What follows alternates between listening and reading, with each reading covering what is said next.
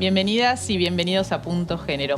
Hoy en el programa vamos a arrancar contándote sobre una marcha que se viene para el 17 de mayo. Vamos a ir anticipándote de qué se trata. La primera marcha nacional contra la violencia obstétrica.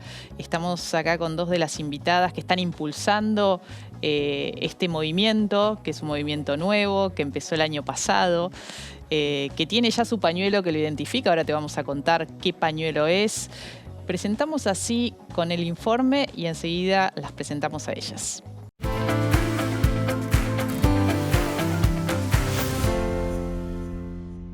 En septiembre del año pasado, Micaela Vilches sufrió violencia obstétrica durante el nacimiento de su hijo, quien falleció poco tiempo después como consecuencia de las prácticas realizadas durante el parto.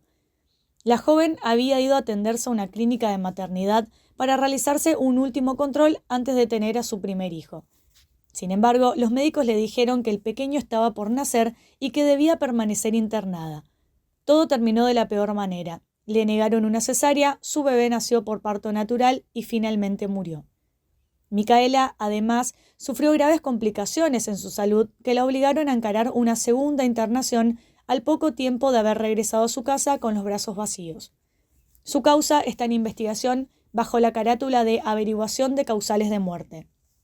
En nuestro país, las estimaciones sobre violencia ginecobstétrica y neonatal son muy elevadas y los datos oficiales son muy pobres. En el medio, cientos de miles de personas gestantes y bebés sufren violencia en el marco de los nacimientos, muchas veces con daños irreparables. Este 17 de mayo, distintas organizaciones marcharán por primera vez a nivel nacional, exigiendo por la sanción de diversos proyectos de ley a los que consideran fundamentales para cambiar esta realidad. Hoy, en Punto Género, recibimos a Micaela Vilches y a Luján Arcidiácono para analizar la situación actual de la violencia obstétrica en nuestro país.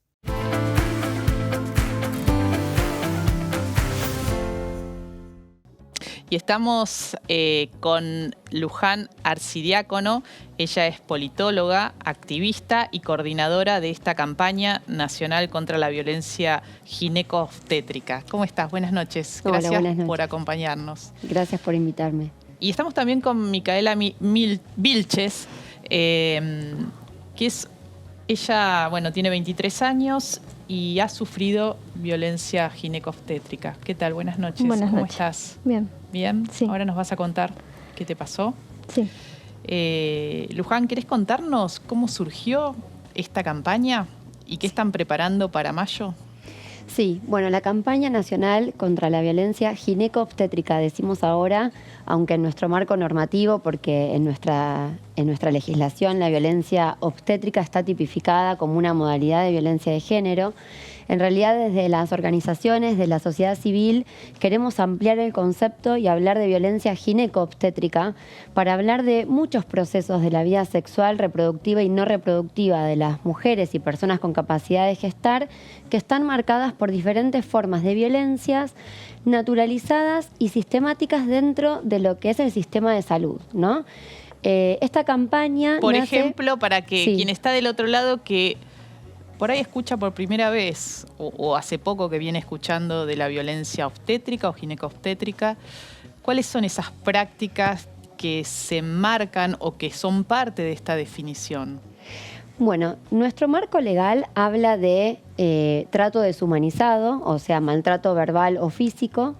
Habla también de intervenciones innecesarias en el proceso de la atención del embarazo, parto y también puerperio. Y del aborto también. Por supuesto. También, por eso también nosotras queremos hablar de violencia ginecobstétrica, porque si bien la campaña nace para visibilizar lo que sucede en las escenas de los nacimientos, porque tal vez de lo que sucede en la escena de los abortos tenemos más información. Es decir, la campaña por el aborto ha sido una marea que no solamente nos hemos garantizado, conquistado y estamos defendiendo ahora este derecho, sino también es algo que está más en agenda, ¿no? Este lema de seguimos en campaña, de ahora tenemos el marco legal que nos acompaña, pero tenemos que garantizar que este derecho sea efectivo en la práctica.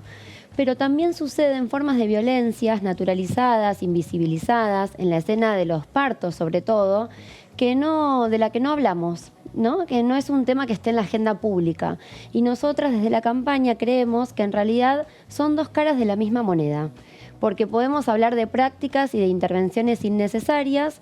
Hay muchos ejemplos, por ejemplo, esto de manejar el tiempo de los partos a conveniencia de los tiempos de las instituciones, que bueno, es una realidad, ¿no? Hay un sistema de salud que muchas veces no tiene la capacidad ni la infraestructura para poder atender la demanda que tiene, y entonces muchas veces en los partos se realizan intervenciones que tienen que ver con apurar el tiempo del parto, ¿no? Esto de no respetar el tiempo biológico, el proceso fisiológico de un parto. Pero no es solamente eso. En realidad lo que subyace a las prácticas, porque si no tal vez estaríamos hablando con el Ministerio de Salud o con las asociaciones médicas, ¿no? Para revisar prácticas y protocolos, que es una parte muy importante, pero nosotras entendemos que en realidad lo que subyace es la discusión por la autonomía y por la soberanía. Entonces, el derecho al aborto, como el derecho a un parto libre, autónomo, soberano, son las dos caras de la misma moneda, ¿no? Es poder nosotras entender qué es lo que está sucediendo, que en el sistema de salud se nos garanticen los recursos, el personal idóneo, pero por sobre todo que se nos garantice esta autonomía, que se nos pida el consentimiento para las prácticas. Esto de... en este momento, mientras estamos hablando, por lo menos una persona está siendo vulnerada en el momento de su parto. Porque esas son las estadísticas. Estamos en el sistema de salud. En el sistema de salud, tanto público como privado. Si analizamos las estadísticas de prácticas o intervenciones, tenemos estadísticas alarmantes en Argentina. Índices de cesáreas altísimos, índices de partos medicalizados altísimos. Estamos hablando de 80%. Índices de episiotomías, que es un corte en el periné de la mujer, que tiene estadísticas del 80% en mujeres que paren vaginalmente por primera vez. Todo esto va en contra de toda la evidencia científica y de todas las guías y recomendaciones internacionales. Sí, que es que digo, no es que haya mala intención de los profesionales de la salud muchas veces, aunque a veces sí hay un maltrato explícito, sino que tiene que ver con un sistema, ¿no? Muy arraigado, y con esto que vos también decías de, bueno, a veces no hay tiempo, no hay espacio, no hay privacidad. El mismo sistema de las obras sociales les impone un ritmo a los profesionales que choca con la posibilidad de cumplir con la ley, ¿no? Porque esto está escrito en la ley de parto respetado, que uno dice parto humanizado, respetado, no podría ser de otra forma, ¿no? Que es una ley del año 2004, pero que recién se reglamentó en el año 2015. Y es tan buenísimo que se arme esta movida. Tienen un pañuelo rojo, ¿no? Que dice... Lo muestro. Bueno, este pañuelo nace a partir de una convocatoria en redes sociales. La campaña surge espontáneamente entre un montón de personas que nos organizamos en todo el país. El lema elegido, que fue un lema el más votado, es "Mi parto, mi decisión", que en realidad remite al lema "Mi cuerpo, mi decisión", no como un concepto individual, sino como un recordarnos este derecho a ser autónomas y soberanas también en la escena del parto. Entonces, el logo es un logo que en realidad está inspirado en figuras precolombinas. Una artista, Virginia Maceo, se puso al hombro el desafío de ponerle imagen a este pañuelo, y el lema, que es "Basta de violencia obstétrica", pero que hoy estamos reformulando como "Basta de violencia gineco-obstétrica". Bien. El pañuelo es un símbolo, es un instrumento ético-político, es una bandera que nos identifica, que nos aúna. A mí me gustaría poder transmitir esta idea de cómo te sentiste en tu parto, cómo te sentiste en la experiencia de un aborto también. ¿Te cuidaron, te explicaron, te dieron todas las opciones? Cuando fuiste a parir, ¿te preguntaron qué querías? ¿Te pudiste elegir? ¿Pudiste dar consentimiento? Este me parece que es, más allá de hablar de prácticas, ¿no? Hablemos de soberanía, hablemos de libertad, hablemos de si te dejaron mover o no te dejaron mover durante tu parto, si te ataron las piernas, si te realizaron maniobras sin consentimiento, si te separaron de tus bebés. Esto, ¿no? Que a veces está tan naturalizado. Esto va en contra de todas las guías, de todas las recomendaciones, y sigue pasando. Ahora volvemos con vos, Luján, pero quería escucharla a Micaela. ¿Qué te pasó a vos? Yo en septiembre del año pasado asistí al Hospital Materno Neonatal Nuestra Señora del Pilar, en Pilar, para tener a mi hijo. me tuvieron que internar por posible colestasis, no estuvo comprobada, pero bueno. Que no sé qué... Colestasis es como una afectación del hígado que, si se mantiene el embarazo, puede llegar a ocasionar algo al bebé o a la madre. Yo comenté que me picaban las manos y eso es una señal de alerta. Entonces yo le dije a la obstetra me dijo, bueno, mañana vení y te internamos. Entonces, bueno, yo fui al otro día, me internaron intentando acelerar el parto, digamos, porque todavía yo no estaba igual, tenía 38 semanas. Intentaron con medicación, no pudieron, y el 16 de septiembre me llevan por goteo. Todo esto sola. Cuando estoy en goteo estuve 5 horas con contracciones muy fuertes. Estuvieron intentando, cuando llegué a la dilatación se dieron cuenta que el bebé no estaba bien acomodado. Entonces, por eso no podían nacer. 2 veces las parteras pedían que se me realice una cesárea.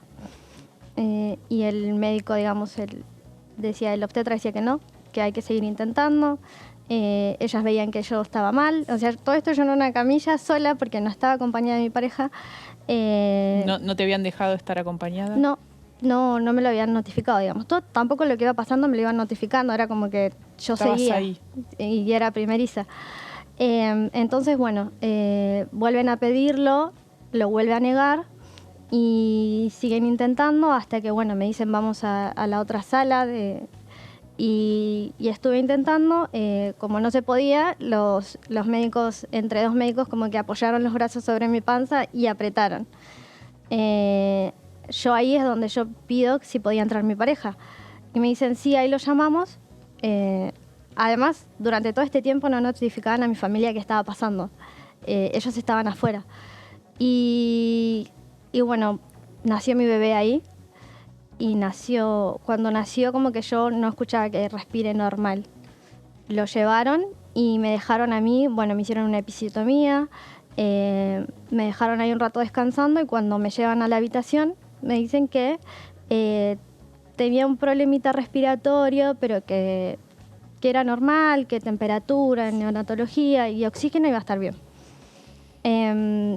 A todo esto yo tenía anemia y una infección urinaria de la cual no me dejaron medicarme en el hospital porque supuestamente la doctora no había avisado nada.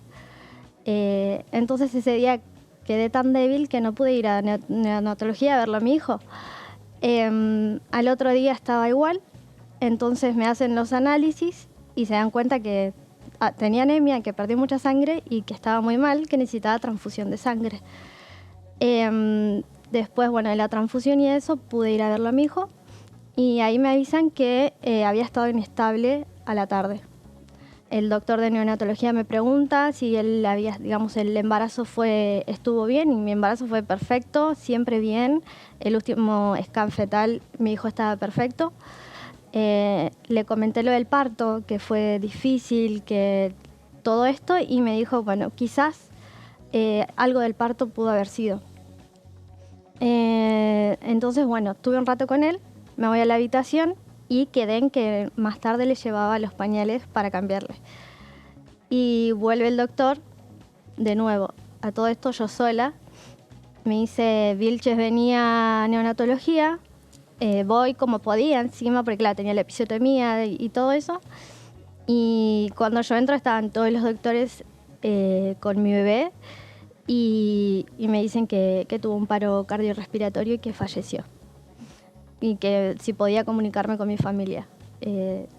Esta es en Pilar, ellos viven en Moreno. Entonces, bueno, llamo a... ¿Estabas sola vos ahí? Sí, sola. Llamo a mis papás, llamo a mi pareja, que si podían venir. Y todo ese tiempo estuve sentada sola, esperando hasta que ellos vengan. No los querían dejar pasar. De hecho, ejercieron violencia con mi hermano, con mi papá. Llamaron a la policía. Y después, bueno, pudieron pasar, estuvieron conmigo, junto a mi pareja despedimos a mi hijo y me volvieron a llevar a la misma sala donde yo estaba, a la habitación con las otras mamás que ya habían tenido su bebé. Como estaba en shock, no lo procesé en ese momento, pero al otro día al despertarme fue como que me di cuenta que todas se despertaron con sus bebés y yo no. Durísimo. Sí. Y bueno, ahí se dan cuenta una enfermera y me cambian de habitación. Creo que a las horas me dan el alta. Sin antibióticos por esta infección urinaria, sin nada y bueno, sin mi hijo. Qué difícil, Sí, Micaela. y a raíz de eso la infección también escaló tanto que terminé internada 22 días, casi me muero, tuvieron que operarme y bueno, Muy triste. Lo siento mucho. gracias. Muy, muy doloroso. Me imagino. Qué difícil escuchar estas historias. Y me preguntaba, en este caso, digo, ¿cuál es la diferencia entre, no soy médica, pero entre una mala praxis, ¿no? y la violencia obstétrica, o es mala praxis y violencia obstétrica, ¿no? Porque Claro. ahí uno supone, por tu relato, que hubo procedimientos que se hicieron mal, ¿no? Sí. Que no se midió el riesgo, que no se pudo prevenir Claro. esa situación, ¿no? Como... Sí. De hecho, perdón, algo que me parece importante mencionar. Cuando yo ingresé había otra mamá que también había perdido su bebé. Después ella se contactó conmigo y me contó que lo perdió porque ella llegó con pérdidas, le extendieron, digamos, el tiempo porque no estaba la doctora, no la podía atender, y después le hicieron tener por parto natural a su bebé que ya había fallecido, y ella escuchó que decían que no había anestesia en el hospital. Tremendo. Claro. ¿Cuál es el hospital? ¿Recordá el nombre? Hospital Materno y Neonatal Nuestra Señora del Pilar. ¿Que depende del municipio Sí, de Pilar? sí. La pregunta que traías respecto de mala praxis, violencia obstétrica, más allá de los términos jurídicos, me parece que es importante contar a todos que existe la ley que vos mencionabas de parto respetado, Sí. pero que esa ley no tiene sanciones tipificadas. Entonces, Establece los procedimientos que se deben seguir, o lo que define son los derechos que tienen las parturientas y sus acompañantes, la familia, a la hora de enfrentar una situación de un parto, ¿no? exacto, no aborda otros eventos obstétricos, pero es una ley que realmente es muy importante porque es de avanzada en la región. El tema es que no está tipificado el tema el punto de las sanciones. El artículo sobre sanciones no está reglamentado. Entonces, nosotras entendemos que es mala praxis o es negligencia o la carátula legal que sea en el contexto de violencia gineco-obstétrica, porque no es solamente una práctica mal realizada, es la invisibilización y la subestimación de la palabra de la persona que está pariendo en ese momento. Porque Micaela no lo mencionó en este momento, pero nosotras lo hemos conversado y como vos tantas otras mujeres que han mencionado que pedían por favor que pararan. Sí. ¿No? Esas son maniobras difíciles, dolorosas y no se nos escucha. Y vos, Luján, ¿cómo te involucraste con este tema? ¿Por qué? Bueno, yo sufrí violencia obstétrica en el nacimiento de mi primer hijo. No sabía lo que era. Tardé muchos años en darme cuenta porque esto también es algo que pasa. Cuando la violencia obstétrica es sutil, cuando uno sale de la institución con su bebé en brazos, Ya pasó. ya pasó. Y uno se va con la alegría del nacimiento, Sí, ¿no? Y deja sí. atrás lo que... O sea, ni siquiera tiene el tiempo por lo que significa la crianza para hacerse cargo de denunciar o de reclamar o de quejarse, ¿no? Exactamente. Luego, preparándome para el nacimiento de mi segunda hija, me empecé a informar mucho y descubrí que eso que había vivido, que yo sabía que no estaba bien, porque esto también es algo que nos invito a todos y a todas a sentir. A veces salimos de las instituciones y sentimos que algo no estuvo bien, por más que nosotras estemos en términos físicos en salud y nuestros bebés estén en términos físicos, porque no hablemos de la salud psicoemocional, ¿no? Hay algo que sabemos que no estuvo bien en ese proceso, que no nos han escuchado o que nos hemos sentido invadidas en el cuerpo o expuestas o que nos han hablado mal. No, callate, no grites, si seguís gritando te voy a sedar. si no te quejes, bien que te gustó, esta frase terrible que se dice todos los días, el no estar acompañadas, eso es un derecho que tenemos por ley. Yo quiero que sepan que todavía hoy en Argentina la gran mayoría de las instituciones de salud no permiten el ingreso de un acompañante. Aún cuando está previsto como En un la derecho ley. en la ley. Exacto. Micaela, ¿y cómo seguiste después? Bueno, con terapia psicológica, psiquiátrica, que todavía la mantengo, y creo que lo que más me impulsa es poder lograr justicia por mi hijo. Se iba a llamar Joaquín. Creo que es lo que más me impulsa, porque yo sé que si yo en todo caso me hubiera rendido, no se podría haber llegado a nada. Así que... Y el 17 se hace, el 17 de mayo, en un mes y medio más, esta marcha nacional. ¿Cómo va a ser? Bueno, en realidad desde la campaña estamos trabajando muy fuertemente en dos estrategias. Hay una estrategia que es legislativa. Presentamos un proyecto de ley a través de la diputada Mónica Macha, que nos apoya en esta lucha, para plantear la idea de una capacitación obligatoria al personal de salud. Un proyecto inspirado en la ley Micaela, Claro. que nosotros entendemos que es importantísimo que salga porque en Argentina no hay una capacitación obligatoria de referencia.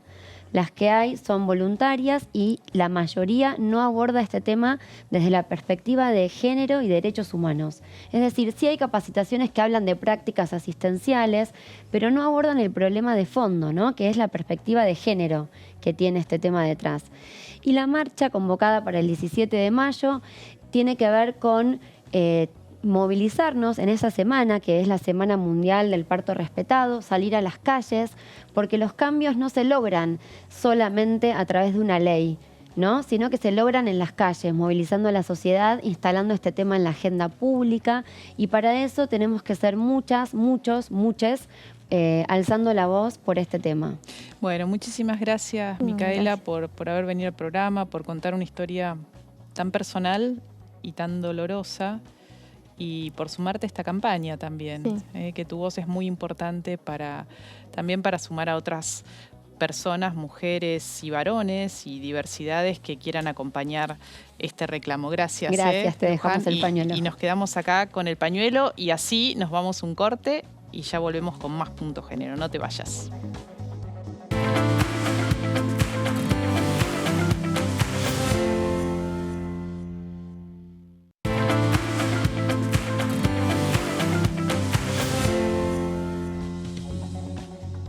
Y seguimos en Punto Género, nuevo bloque, y estamos ya con nuestra siguiente invitada, es la abogada Paola Vergalo. Ella es directora de géneros de Fundar, el Centro de Investigación y Diseños de Políticas Públicas, y también es profesora de Derecho en la Universidad de Itela. ¿Cómo estás, Paola? Bien. Gracias por acompañarnos.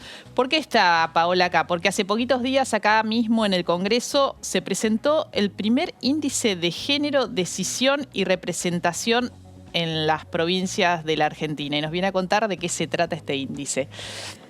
Bueno, es una iniciativa, parte de un índice más grande en el que estuvimos trabajando el último año y medio. El índice más grande es un índice de desigualdad de género en las provincias argentinas. Incluye las brechas educativas, de salud, de participación en el mercado de trabajo y remuneraciones. Y este cuarto índice, que es el que presentamos primero, que es sobre la igualdad en el plano de la decisión y la representación. A ver, aparece encabezando este ranking la provincia de Santiago del Estero como la más igualitaria. ¿Cuál es el sentido o cómo se llega a esa conclusión? Bueno, lo primero es que este índice, como lo indica el título, tiene dos componentes.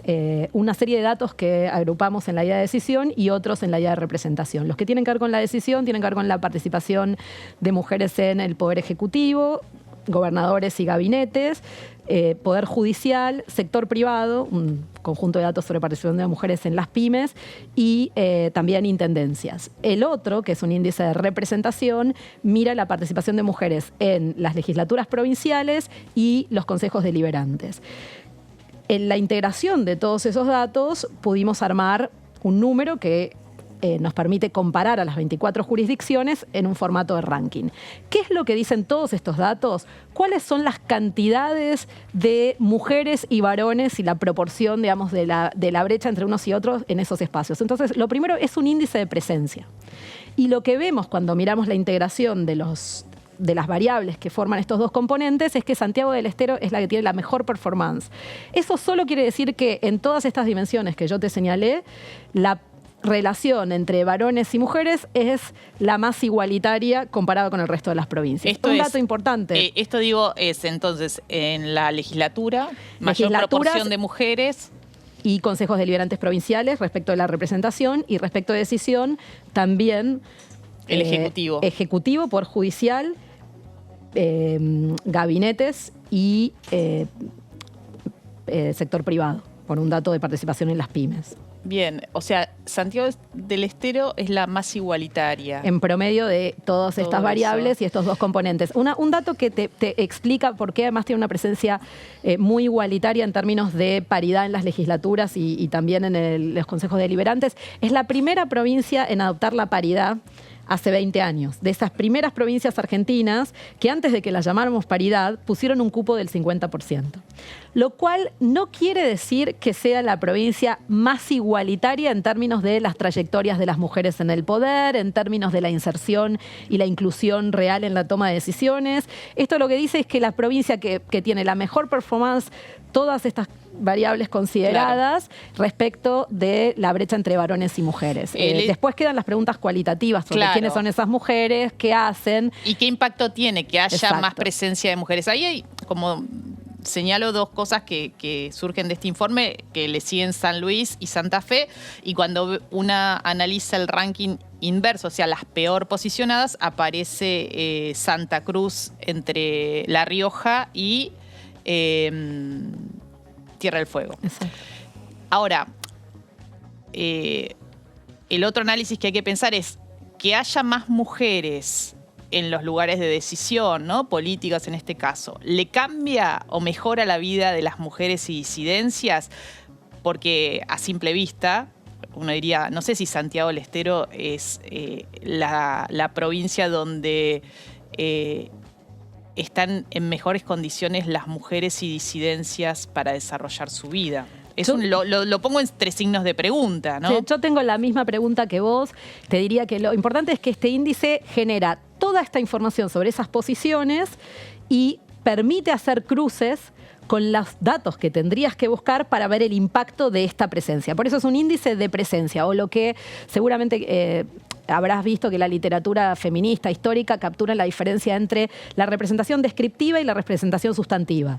La representación descriptiva quiere decir hay descriptivamente cuerpos femeninos o autoidentificados como femeninos presentes para representar. Eso no quiere decir representación sustantiva, que es una idea más compleja a la que asignamos además que esas mujeres tienen un compromiso sustantivo con agendas de igualdad, como sea que las definamos en la variedad de esas agendas. Mira, y esa es tu pregunta. Claro, pensaba recién que, por ejemplo, Santa Cruz en el último lugar, ¿no? Y justamente hace poquitos días se reglamentó una ley muy importante que tiene que ver con una reparación integral para personas trans, más allá del cupo trans. Incluye el cupo trans, pero también una reparación en términos económicos para las mujeres mayores, mujeres trans mayores de 40 años, la atención integral, la educación. Es la primera ley integral de reparación para personas trans, ¿no? Lo traigo porque esta contradicción de aparecer en el último lugar en términos de representación, de cuántas mujeres hay, se me va el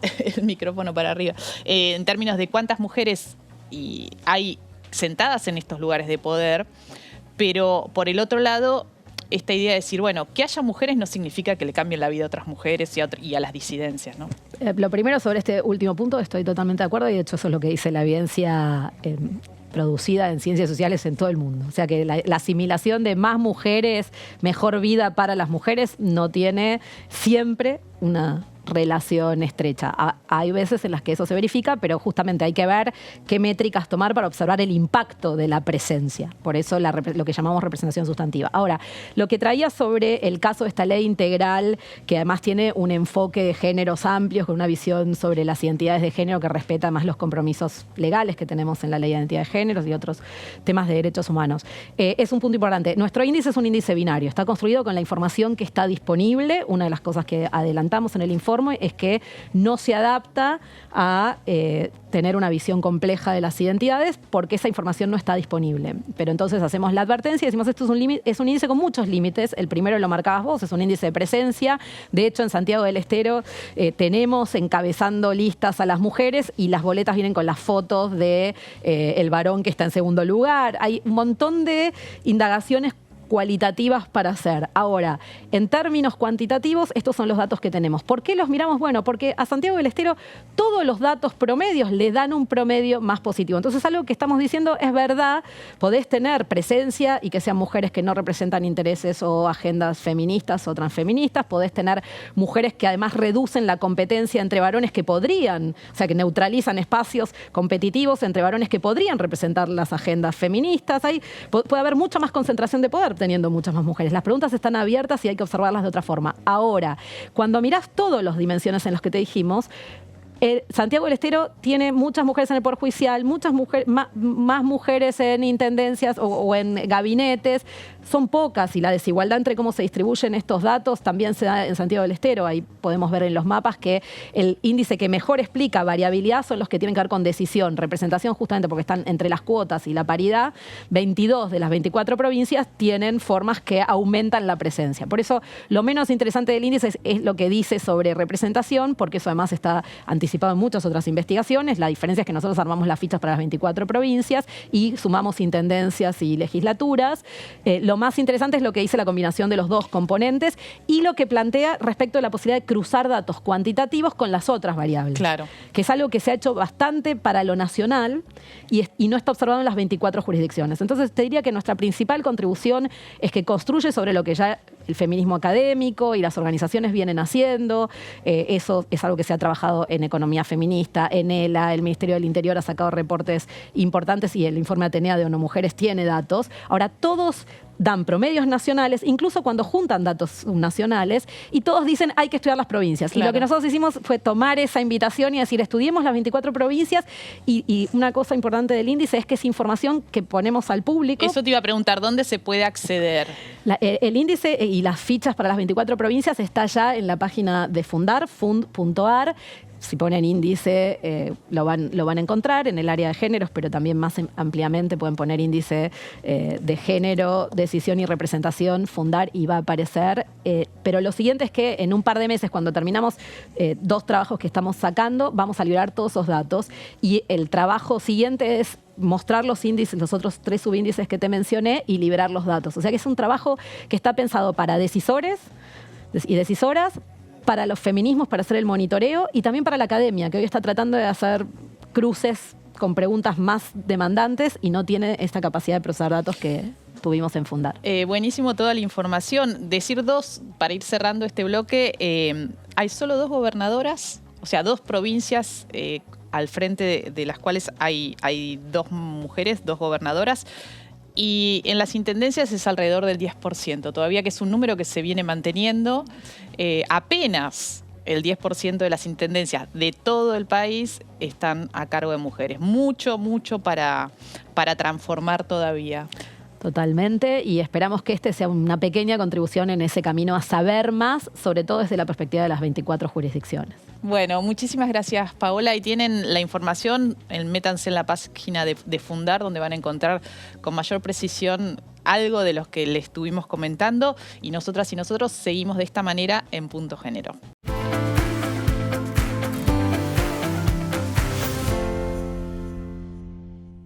La organización social y latinoamericana La Poderosa presentó un proyecto de ley de reconocimiento salarial para todas las cocineras comunitarias que sostienen ollas populares, comedores y merenderos en todo el país.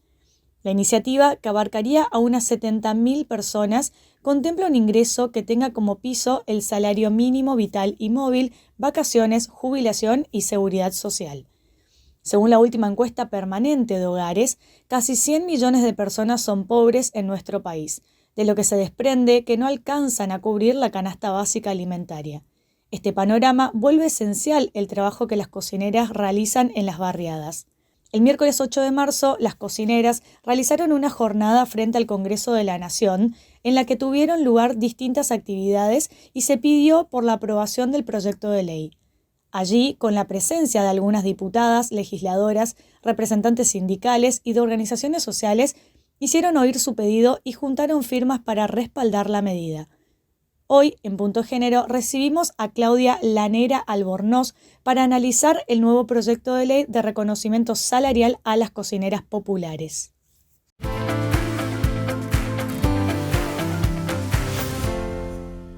Y seguimos en Punto Género, ahí veíamos el informe para presentar el tema. Estamos ya con Claudia La Negra Albornoz, referenta de La Poderosa, que nos va a dar detalles de este proyecto que presentaron, que están impulsando en realidad, de reconocimiento salarial para cocineras populares. ¿Cómo viene la cosa? Hola. ¿Cómo Venimos estás, bien, Negra? venimos con mucho esfuerzo, con muchas ganas de que esto se concrete, porque venimos cocinando desde antes de la pandemia. Nosotros decimos que venimos cocinando con estos 40 años que pasaron de democracia. Nosotras venimos sosteniendo las ollas en los barrios populares y hablamos ya de cifras de 16 personas por debajo de la línea de la pobreza y de 10 millones de personas que están comiendo o necesitando un apoyo alimentario en la Argentina.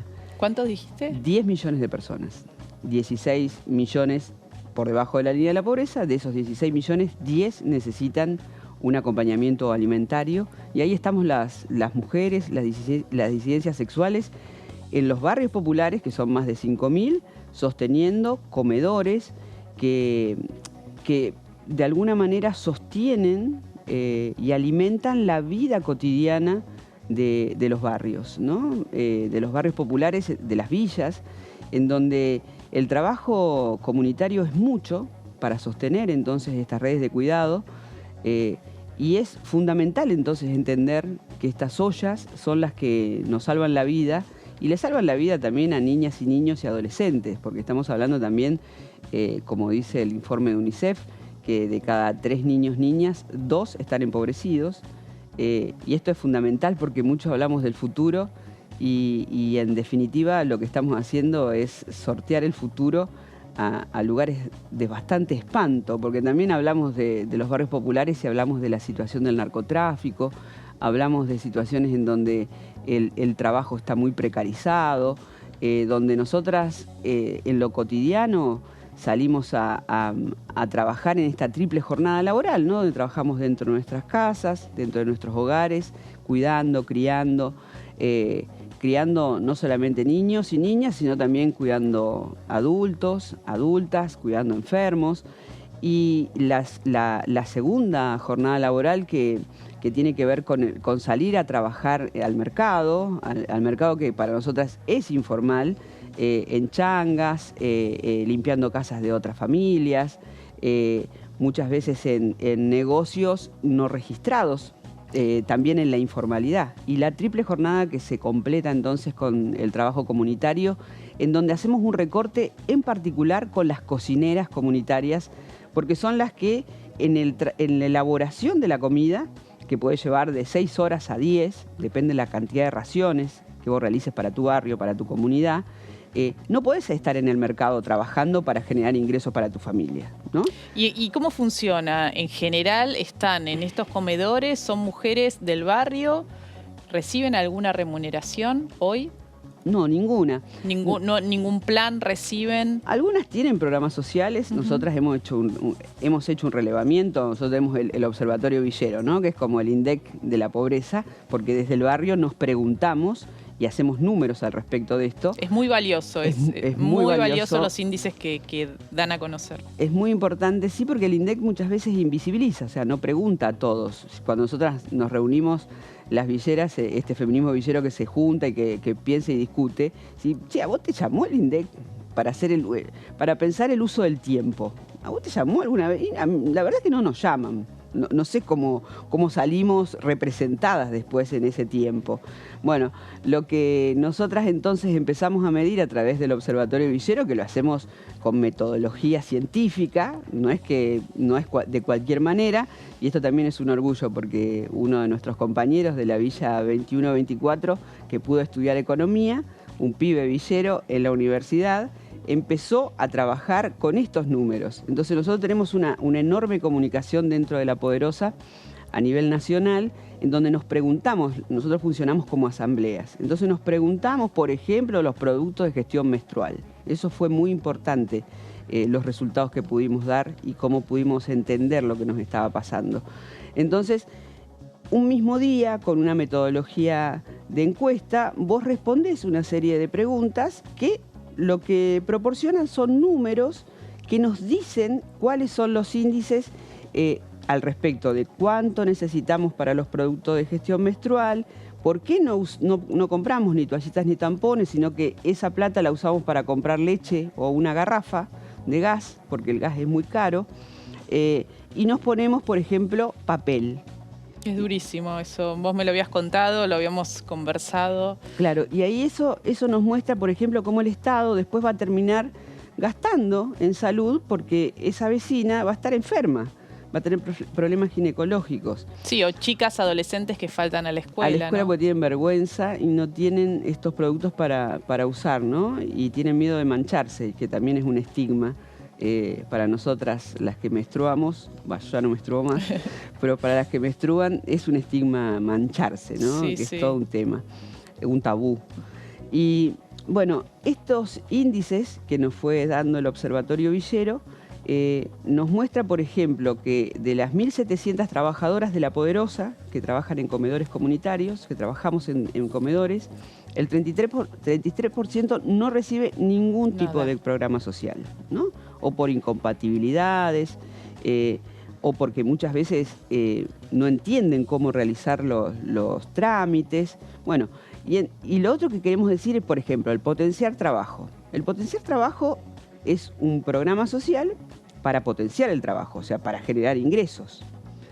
La cocinera no puede generar ingresos cocinando para la comunidad, ¿no? Así que ahí hacemos un recorte que para nosotras es muy importante, porque por eso hicimos el proyecto de ley que estamos impulsando y realmente con mucha fuerza para que también nos entienda la comunidad, la sociedad, esa que no vive en el barrio popular, que no entiende cuáles son las dinámicas de un barrio popular, la que nunca fue a un comedor comunitario, que entiendan entonces cuánto trabajo hay atrás de la elaboración de la comida para que 10 millones de personas no vivan en la indigencia. Lo ideal sería que cada cual coma en su casa, ¿no? Eso es clave, pero sabemos que este contexto en el cual, bueno, con esta inflación y con esta crisis económica tan potente, pega con más fuerza, sobre todo en los sectores populares. Totalmente, la inflación, hoy decimos que los ingresos, desde que haces la changa, de que salías a laburar y volvés a comprar, ya no, se te perdió el valor del dinero.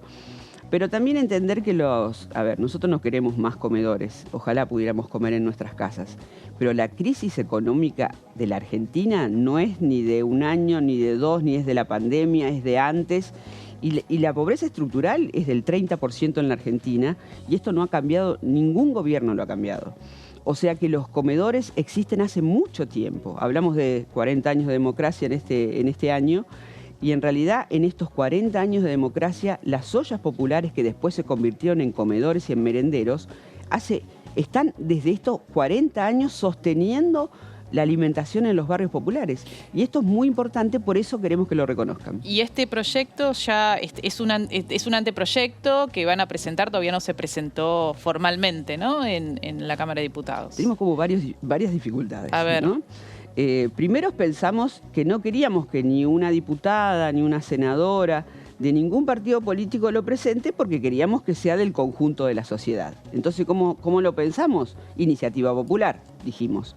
Pero bueno, no tenemos defensor del pueblo que avale el ingreso a la iniciativa popular. Este país no tiene defensor del pueblo. Está vacante hace muchos años ese cargo. Y eso nos preocupa, ¿no? O sea, ¿quién defiende al pueblo? No hay defensor del pueblo. Entonces, Bueno, hoy tenemos que dar muchas vueltas con el proyecto, estamos dando muchas vueltas, y también lo que queremos rescatar es que nosotras nos sentamos a escribir un proyecto de ley. Cocinamos, criamos y cuidamos el barrio, trabajamos en la comunidad y para la comunidad, y nos sentamos a escribir una ley. Esto es muy importante, porque es muy importante el esfuerzo que hacemos las mujeres y las disidencias en este país, en Latinoamérica y en el mundo. Cómo necesitamos tiempo para todo y nos dimos el tiempo para generar este proyecto. Porque te preguntan, y bueno, ¿y de dónde vas a sacar la plata? Como que fuera responsabilidad nuestra decir de dónde sale la plata. Nosotros podemos decir claramente que el 10% que se le paga a los servicios de inteligencia en este país, el 10% podría ir para el pago del salario de las comunitarias, de las cocineras comunitarias. Porque en realidad le podemos pagar a los espías, que nos espían y que espían inclusive a los mismos gobiernos, y no le pagamos a las cocineras. Es muy loco eso. Bueno, Negra, ahí quedó picando el tema. Seguramente alguna diputada tomará la posta para impulsarlo dentro de la Cámara de Diputados y que finalmente se pueda debatir en el recinto. Muchas gracias. No, gracias a vos y ojalá que, como decíamos con la campaña por el aborto, que sea ley. Vamos a un corte y ya volvemos con más Punto Género. No te vayas.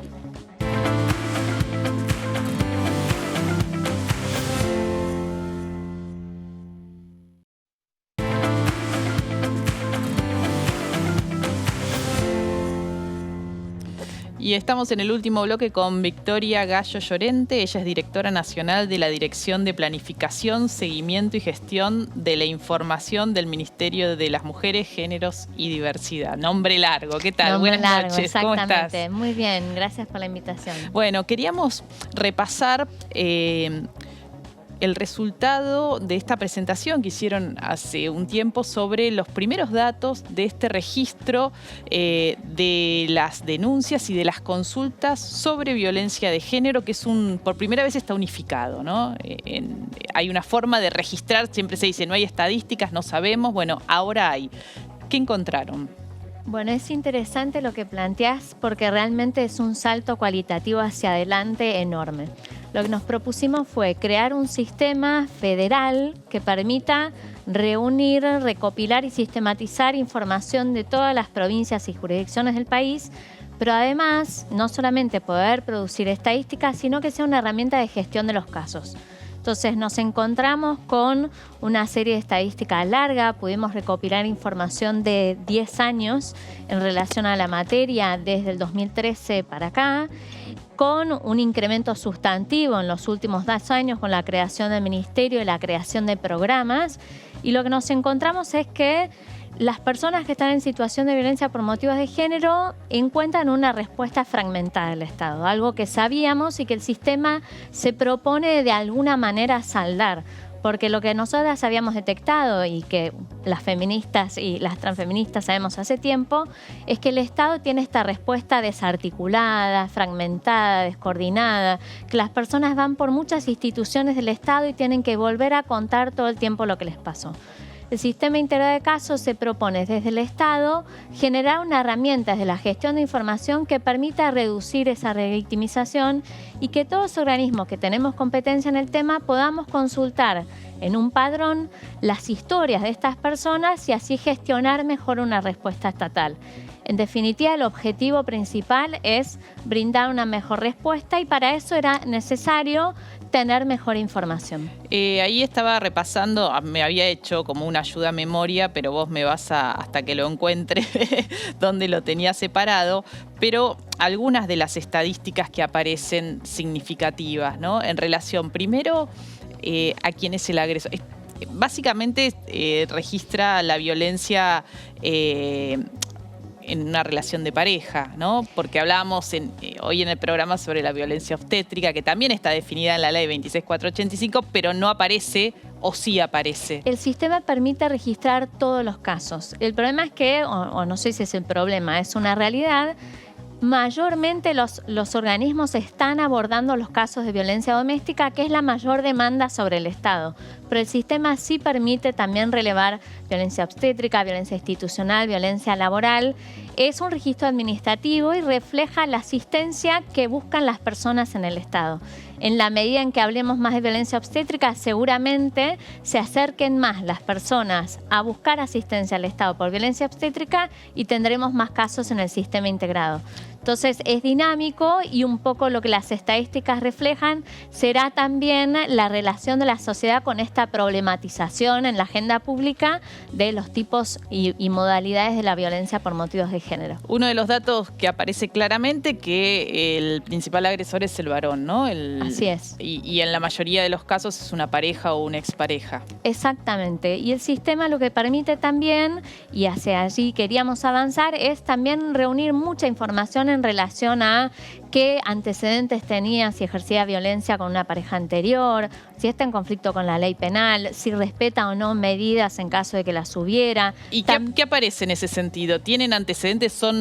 Hay un porcentaje importante que tiene antecedentes de violencia con otras parejas.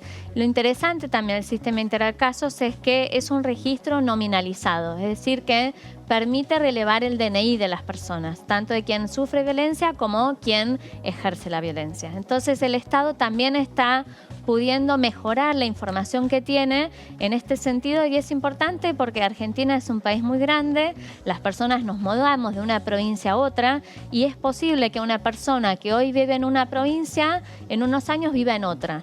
Y notamos y advertimos cómo una persona agresora puede ejercer violencia en una provincia, después se muda a otra y en general hay una fragmentación de la información tan grande que el Estado nunca cruza esa información. Sí, eso es muy, muy grave porque muchas veces pasa en la misma provincia, ¿no? No es necesario irse de provincia cuando hay una mujer que denuncia y por ahí entró la primera causa por una fiscalía de turno y después entró por otra o por comisaría y es la misma persona que denuncia varias veces al mismo agresor, pero esa información no se cruza, ¿no? Exacto. Y queda como aislada.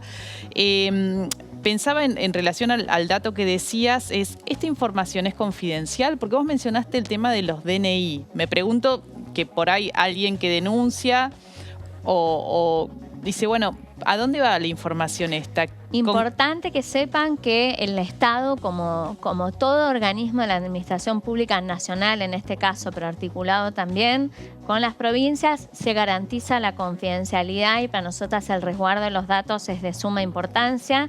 Al sistema no accede cualquiera, acceden los organismos con competencia en la materia, por ejemplo, las áreas de género municipales, y resguardamos la confidencialidad de los casos porque funciona por permisos. Entonces, tienen vista del caso las personas que intervienen en el caso y eventualmente si uno ingresa el DNI y aparece que hay un registro de esa persona, esas áreas de género se pueden comunicar para ponerse el diálogo en relación al caso. Es decir, supongamos que yo soy de la provincia inicial que asistió a esta persona y la persona se va a mudar a otra jurisdicción. Bueno, esas dos jurisdicciones pueden articular información.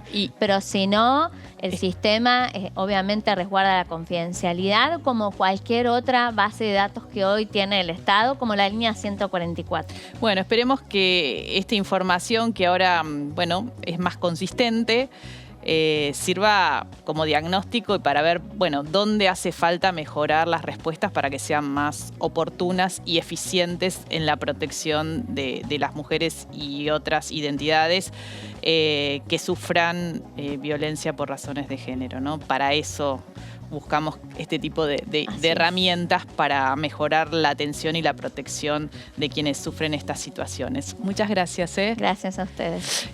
Bueno, nosotras y nosotros nos despedimos. Hasta la semana que viene. Que tengan buena semana.